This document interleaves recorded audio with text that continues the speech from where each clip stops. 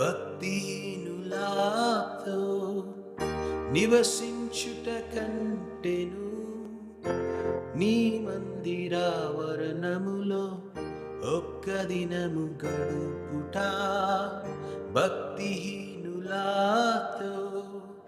నివసించుట కంటెను నీ మందిరావరణములో ఒక్క దినము గడుపుట. వేయి దినాల కంటే శ్రేష్టమైనది, వేయి దినాల కంటే శ్రేష్టమైనది. శాశ్వత కృపను నేను తాళంచగా కానుకానైతిని